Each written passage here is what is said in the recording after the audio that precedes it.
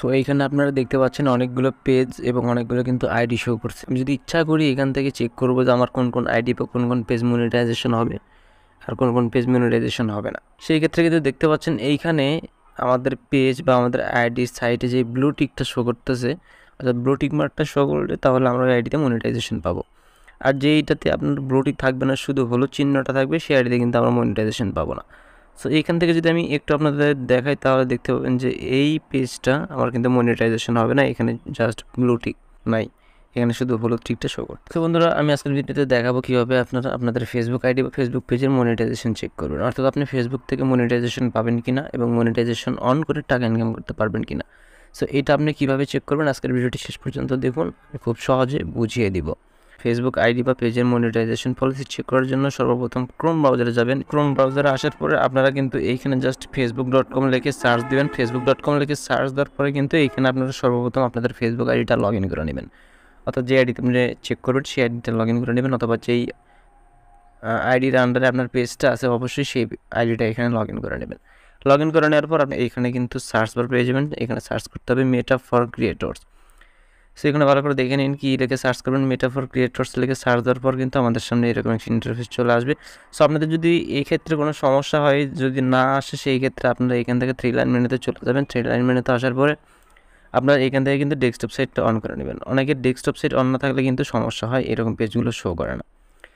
So meta for creators লিখে search দেওয়ার পর আপনারা এইখান থেকে জাস্ট প্রথমে যেই সাইটটা দেখতে পাবেন facebook.com/creators, এর উপর একটা ট্যাপ করে দেবেন। এরপর ট্যাপ করে দিলে কিন্তু আপনাদেরকে নতুন একটা ইন্টারফেস নিয়ে আসবে।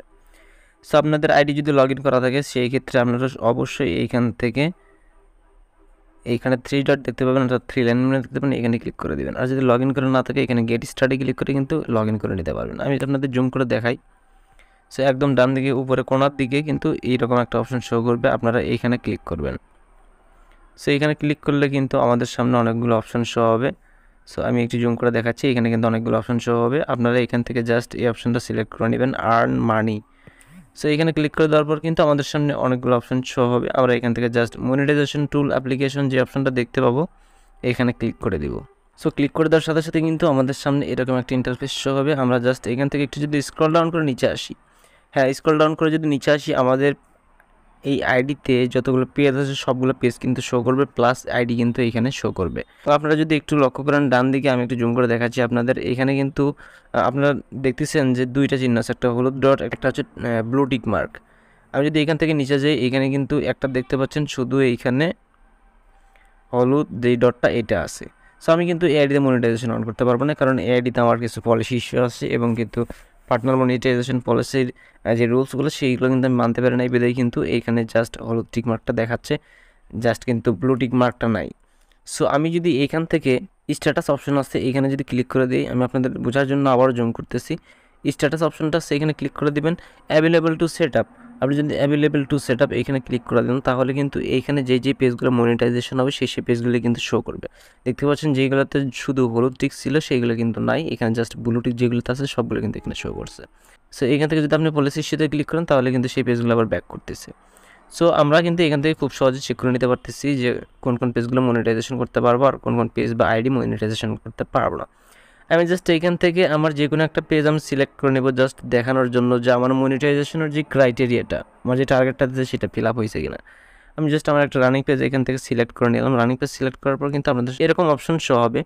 আপনারা জাস্ট নিচে যে অপশনটা দেখতে পাবেন আদার্স মনিটাইজেশন টুলস, এবং এখান থেকে যদি একটু লক্ষ্য করেন যে একটা অ্যারো আইকন আছে নিচের দিকে, এখানে ট্যাপ করে দেবেন। এখানে ট্যাপ করে দিলে কিন্তু আপনাদের সামনে in stream add, fund subscription, star, in stream ads, live সবগুলো অপশন কিন্তু শো করবে। আমরা যেহেতু মনিটাইজেশনের জন্য চেক করবো সেই ক্ষেত্রে আমরা এখান থেকে জাস্ট ভিউ ক্রাইটেরিয়া যে অপশনটা আছে ভালো করে একটু লক্ষ্য করবেন যে ভিউ ক্রাইটেরিয়া, এখানে কিন্তু আমাদের ক্লিক করে দিতে হবে। তো এখানে যদি ক্লিক করে দিই তাহলে কিন্তু আমাদের সামনে এখানে দেখাবে যে কোনটা কত পার্সেন্ট হয়েছে এবং আমাদের ফিল আপ কতটুকু হয়েছে কতটুকু হয়নি।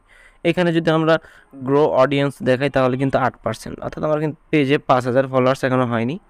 আর যদি এখানে দেখতে পারেন যে ক্রিয়েট এনগেজিং কন্টেন্ট, অর্থাৎ আমরা কিন্তু 1500 ঘন্টা যে ওয়াচ টাইমটা সেটা কিন্তু কমপ্লিট হয়নি, মাত্র 11% হয়েছে। আমার যদি দুইটা কমপ্লিট হইতো তাহলে কিন্তু আমি এখান থেকে মনিটাইজেশনটা অন করে নিতে পারতাম, আর এটা কিন্তু 100% ফিল আপ হয়ে গেছে। সো বন্ধুরা, এভাবে কিন্তু আপনারা খুব সহজ যে কোনো আইডি বা পেজের মনিটাইজেশন চেক করে নিতে পারবেন। সো বন্ধুরা, আজকের ভিডিওটি এতটুকুই ছিল, দেখা হবে নেক্সট কোনো ভিডিওতে। সবাই ভালো থাকবেন, সুস্থ থাকবেন, আল্লাহ হাফেজ।